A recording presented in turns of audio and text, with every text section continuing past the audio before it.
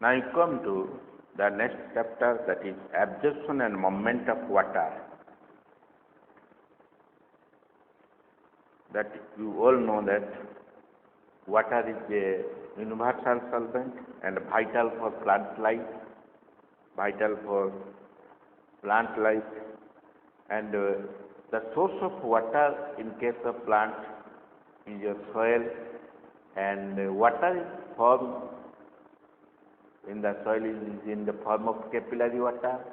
That water is absorbed through by root, and then root it comes to the xylem part, and from xylem, that's below part of the xylem to the top part of the xylem of the leaf to carry out the process of photosynthesis. We all know that. So now we come to the topic, that is absorption and movement of water, how takes place. What is the mechanism behind water absorption, and how the movement of water takes place in case of plant life. So first thing, your mechanism of water absorption, or simply say that it is water absorption first, then ascent of step, then after ascent of step there is transpiration, then after transpiration the most important physiological process carry out, which is your photosynthesis. So, and inside that it also uptake and translock of mineral nutrients, and mineral nutrients which provide with your mineral nutrition takes place.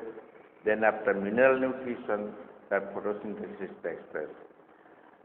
After photosynthesis, it can synthesize carbohydrate or starch for its food, and food for your animal kingdom. After getting food or synthesizing food, it also utilizes food, which is called your utilizing food, that is called your respiration. So respiration is also another physiological process of plant life, like photosynthesis. And above doing this process, that is absorption of water, second ascent of step, third transpiration of water, fourth uptake of minerals, nutrition or mineral nutrition, that translocation of mineral, then the last doing the process of your photosynthesis, and after doing the process of photosynthesis, it also do the process of respiration. By getting this way, it use some carbohydrate, and growth of plant body develops,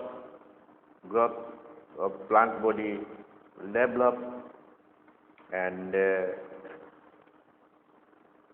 there are so many physiological process, that is arasis or seed dormancy. This photoperiodism or vernalization, these processes are done as in case of plant life. And fruit ripening is also a physiological process. Vernalization is a physiological process. And vernalization, photoperiodism is a physiological process, and aging is the last part of the physiological process, as all life must be faces the death by the process of biology of aging, that also occur in case of plant life. So first starting of the plant processes, that is your absorption of water. So absorption of water takes place by means of the root. You all know from which part of the root that water takes and from which source, that is also important. So capillary water which are present in the soil particles, that are absorbed through by root hairs, and from root hairs to the epidermal, passing the epidermal layer. So root hairs is the part of epidermal layer, and from epidermal layer to cortical layer, from cortical layer to endodermis. Another most important cell of endodermis is passage cell. Through by passage cell, water enters into the pericycle to the end of the xylem part. That's xylem part. After getting at the xylem part, then it is absorption of water is finished. After absorption, then ascent of sap. Then water is takes place in upward movement. The upward movement of water is through by xylem chain. That is called your ascent of sap. So you now come to the absorption of and movement of water. The process of radial conduction of soil water across the root tissue into the root xylem is called water absorption. That is, the process of absorption soil water across the root tissue up to the root xylem. That is called absorption. Plants absorb soil water along with the minerals through their root hairs, purely by diffusion.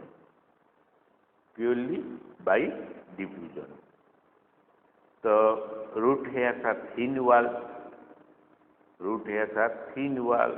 slender, extend of root epidermal part, greatly increase the surface area for the absorption.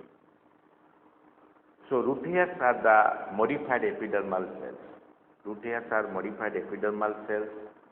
And maximum surface area it has through by which water molecule absorbs, and it is a thin wall, it is a slender type. So root hairs pass through the soil micropores. Pass through the soil micropores and absorb capillary water present inside the soil. So water is in the form of soil, that is called capillary water, and the root hairs absorb this capillary water from the soil, simple by diffusion. Movement of water from root hairs cell to xylem flow into distinct pathways. One is your apoplast pathway, another is a symplast pathway. Bulk movement of water occurs by the apoplast, since the cortical cells are loosely packed and offer no resistance to movement of water. Negligible amount of water flows through the vacuolar pathway. Now you come to the apoplast pathway. Apoplast is the system of non-living parts of the plant body. Apoplast is the system of non-living parts of the plant body, that is cell walls and intercellular spaces.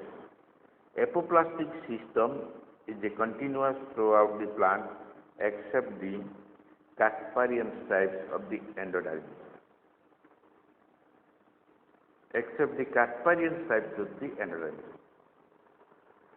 In the root. During the apoplastic movement, water travels exclusively through the intercellular spaces. Symplastic pathway, the system is interconnected protoplast through plasmodesmata.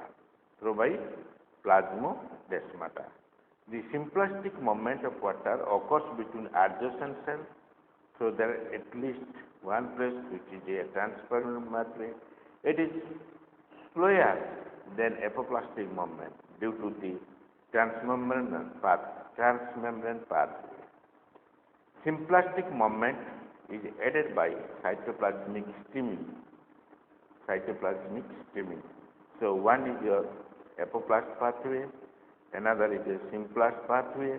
Apoplast is the non-living part of the pathway, and symplast extremely apoplastic path through by the cell wall. It is apoplast, and symplast is the pathway, the movement of water through the plasmodesmata. Plasmodesmata is the interconnecting hole between adjacent cell to adjacent cell, and it is the living part through by which membranes, cell membranes are there. So plasmodesmata, movement of water through plasmodesmata is called your symplastic pathway, and movement of water across through the cell wall is your known as your apoplast pathway. Except the Casparian stripes, is endodermis. Some endodermal cells are living cells. Endodermal cells are living cells, and that Casparian stripes allowed water from non-living part to the xylem. After Casparian stripes, then pericycle is present. Pericycle to adjacent xylem is there, and from water from this adjacent cell to the pericycle, pericycle to the xylem part is known as a movement of water in case of roots. So, root hairs play vital role for absorption of water from capillary water of the soil particles. Then you come to mechanisms of water absorption. Absorption of water from soil by root hairs occurs by two methods. One is the active method, another is a passive method. In case of active method and in case of passive method, active method metabolic energy is utilized, passive method no metabolic energy is utilized. It is utilized by solar energy. Metabolic energy is not utilized in case of passive absorption, but energy utilized is solar energy. At the active water, a root cell play active role and root cell play passive role. Water is absorbed through osmosis. Water is absorbed through the result of your tension created by transpiration pull.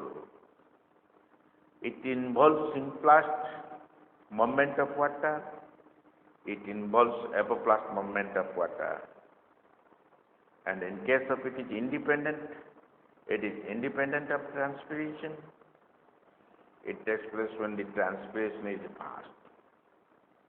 It takes place when the soil is well watered. It takes place when soil is deficient in water. So, in case of active water transport absorption and passive water absorption, these two methods of water absorption mechanism. In case of passive absorption, the force responsible for absorption develops to the aerial part due to transpiration pull, so that water is absorbed through the roots and not by the roots. No energy expenditure required by this process. It constitutes 96% of the total water absorption. Due to rapid transpiration, a water potential gradient, that is, water potential maintains from soil level. The gradient results in the movement of water by apoplast, symplast, and vehicular pathway across the roots. And in case of active absorption, in this process, water is absorbed by the force developing in the root system. which is thus actively involved and suited no role in the play. It generally takes place in well-watered and slowly transpirating plants. The osmotic theory states that water is absorbed due to osmotic potential difference between the soil water and the xylem state of the root. The non-osmotic mechanism, on the other hand, assumes that osmotic potential difference is zero. Water absorption occurs at the expenditure of metabolic energy, ATP, released from the respiration. So, in case of mycorrhizal water absorption, so you know that mycorrhiza is a symbiotic association of fungus with root system. A fungus which is a symbiotic association between root system and a fungi, that is called mycorrhiza. The fungal hyphae from the network around the root penetrate the root soil. The hyphae of the large surface area that absorb mineral ions and water from the soil, and it provides the roots. In return, the roots of the plants provide sugars and nitrogen containing compounds in the fungus. Some plants like pinus have an obligate association with the mycorrhiza. The pinus seed cannot germinate and establish without the presence of mycorrhiza.